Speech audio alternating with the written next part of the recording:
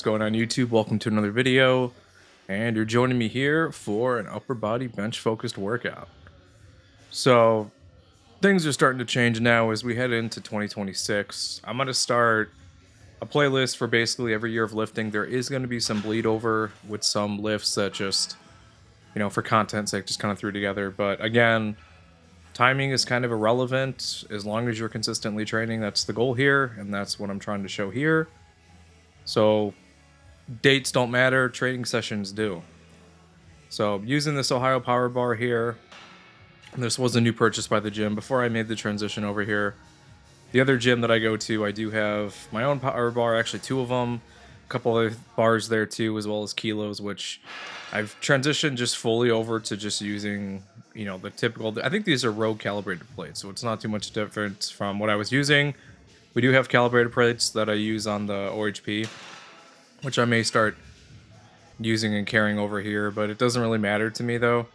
As long as I'm moving weight, it's totally fine. I used to think it made a big difference, but it really didn't. So weight's weight, and if you've trained for a decent amount of time on any, it's not much different. So heavier singles here, and again, just still trying to figure out what's going on with the shoulder thing. Just some slight instability here, so I don't feel that same power and pop that I have in my chest.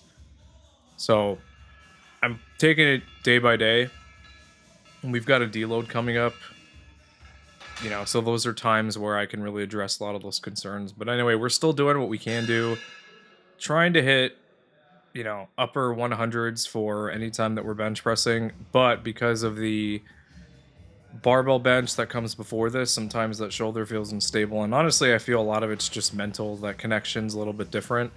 And so sometimes I'll aggravate it. And when I shift over to dumbbell bench or anything else, it gets a little iffy. And I'm somebody, I don't like, when it comes to training, especially after you've been injured, I don't like pushing through things that feel uncomfortable, because it's your body telling you something's wrong. Obviously, you can work around it and make changes. So I'm not trying to get injured again, so I'm playing it safe. So I will taper back, and that's why we haven't really gone over 300 in a while. I've just been, using my time to get the movements in and let my body heal and go from there. So, it is what it is. That's the choice that I make, so I'm going to keep doing it.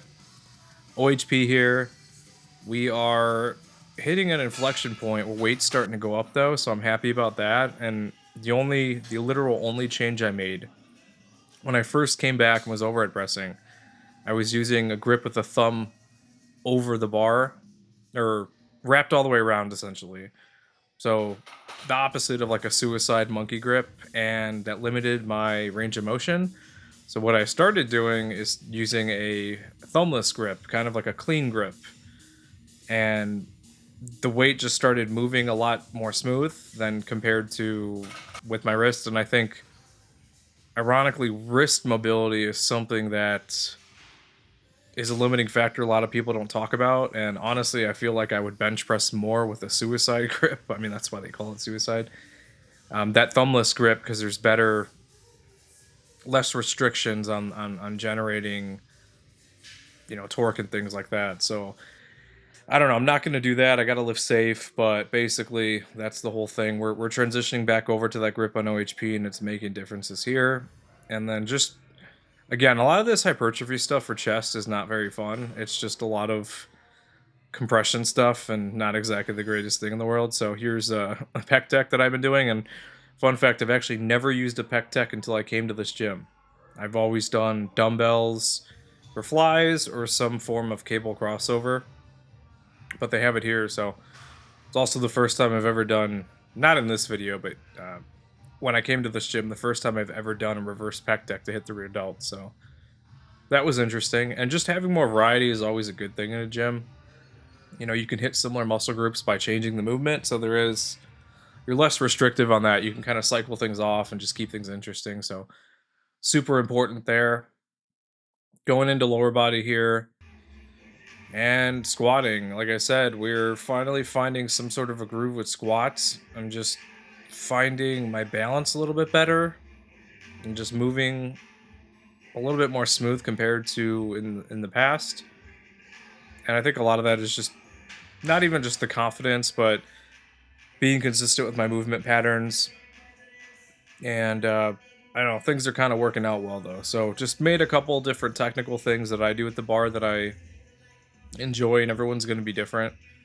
It's always going to be hard for me to stay upright during a squat. I have a very short torso, and it just kind of throws everything off. I've got long legs, so in order for me to hit depth or below, I have to sit back.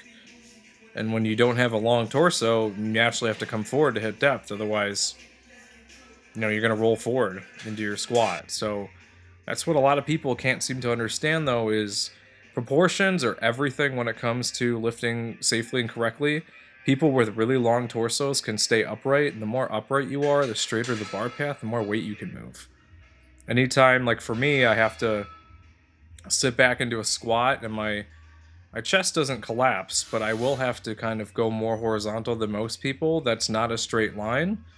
I have to then correct my body, and you're essentially compressing the upper body, and then you have to finish the lift. So if you watch the bar path, it's generally straight. It's just the movement around the bar is hard. Never going to be an Oli level squatter. Never going to be like an elevator straight up and down. It's always going to be you moving around the bar, and that's what people need to understand about lifting. You're moving around the bar and around the weight. The bar path should relatively be straight, and whatever the heck you got to do to maintain that straight bar path is what you have to do. And obviously there will be some deviation. Not every rep's going to be perfect, but that's what we have to get into our heads. Not everybody's going to lift the same way, and a lot of it just comes from people that are uneducated on biomechanics and sports training. They think that everything should look the same way. If it doesn't look that way, it's wrong, and that's not the case. You have to find people that have similar builds to you, that train similar to you, and kind of go from there. So let that be the lesson of the day in the video here, which I'll probably make the title. Deadlift singles here. And again, just anytime my leverages change, the lockout struggles. So usually upper body kind of drives me nuts. I'm not liking the belt too much right now. So I've been trying to go beltless, and then it's just, I don't know. It's just a lot to feel. You start to feel certain stresses on certain areas that the belt would normally help support. So it's just a different thing. But we're still doing the squat press here, just trying to get some extra leg movement. And if I could, I would literally let my legs, my knees go behind my head, but I can't. So I'm trying to find a leg press that works for me. I may just start moving to single leg press just to save, the range of motion without having to move as much weight. It might be a little bit easier to get that done, but it is, I don't know, it is an issue that I have to focus on. But as long as I'm squatting and deadlifting and doing my heavier stuff, I would say the leg press is not necessary. It's just an added exercise that you can do to really add additional workload to your workout. And so there's a couple in here that I've messed around with. I did like the vertical leg press for a bit. It does increase blood pressure to the head, though, that's for sure. And you just kind of you can't put as much weight as you can on with another leg press. So I don't know. We're gonna just kind of mess around, see what I like. Consistency is key in training. As long as you can keep adding weight to a safe movement, you'll be fine. And then feel free to branch out and try other stuff. It's not a one size fits all type of thing. We've all got different preferences and different exercises that do us well. So just kind of going from there, and basically just figuring all that out here. Going into rows here on our back day. And again, just I love rowing. The connection's real nice, but again, majority of my issues come from the short torso that I have. There's just not a lot of real estate to do the movements I want to do, and you really have to contort your body. Remember, you look at the bar path on the row, it's basically straight up and down, and you have to move your body around it. Any sort of deviation makes the rep harder, less safe. So you have to find a certain spot that's able to satisfy the needs that you need, and to kind of really go from there. So at least for me, it is, it's my preferred movement. And then on machines and stuff where you're not as worried about the weight moving in a free system, you can really manipulate yourself into a position, whether you're pulling on a pad, you can get real tight. It's just easier to achieve those positions than get contraction. And so that's what you're going to see in the lifts after, and that's kind of what I'm showing you with the free weights. The free weights are going to keep you safe. If you lift correctly, you'll get nice and strong. You'll be able to handle weights and everything. And then the machines are going to be easy. You just dial in your form, retract that scapula, pull through those elbows, and you'll get a nice contraction. And it will seem like child's play when it comes to you compared to barbell lifting, and that's why it's important. So you'll see here with the pad, I can really dial in where I want to be, and then utilizing all the different stabilizers in the machine, you can find that ideal contraction for you. And the lat is definitely something a lot of people don't have great mind-muscle connection with. You can kind of see here, you kind of have to let it stretch and then retract back, and your arms are simply hooks that are connecting you to the mechanism to move the weight. You ideally want to drive those elbows back and retract that scapula to get that contraction. And so that's kind of what I've been doing here, especially on the T-bar row. If you set up your position right, where you retract that scapula and get that torso in position, it removes the pressure from, your sternum. But you have to kind of get to that position first. There's been T-bar rows I've used in the past where the pad is just not supportive, not as wide, and it just straight up sucks. It's like getting punched in the gut every time you do a rep, because you are bracing. You need to brace in order to move the whatever weight that you're doing, kind of going from there. So if you're a bigger person and you've got, a big stomach or something like that, it can increase that range of motion between you and the weight, and so you have to adjust for that too, though. So, but it's fine. These handles I'm using now, you can rotate so you can get a little bit extra contraction. And then again here with a lat pull down, just letting the body control that weight and then getting that contraction.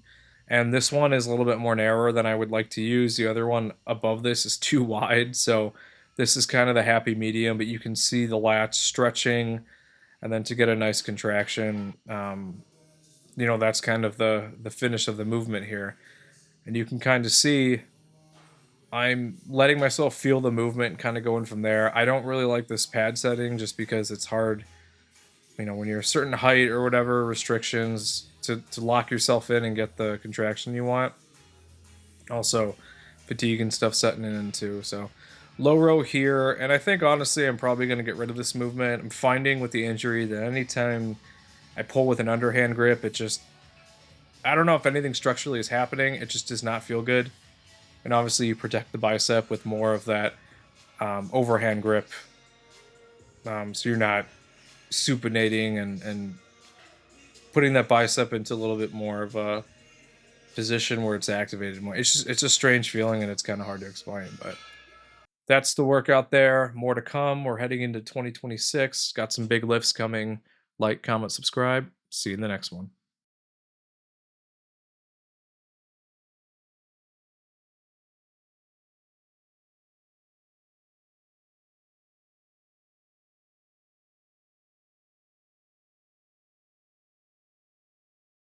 Thanks for watching the latest video. If you want to help support the channel, I actually own my own wet shaving and grooming e-commerce website where everything's handmade by me. It's www.apexsoaps.com, and you can get a 10% off code using wet shaver. We've got some cool scents here. We've got some Coca-Cola scents, a horchata scent, traditional barbershop, just some really cool stuff. And you can purchase samples or you can buy the whole set.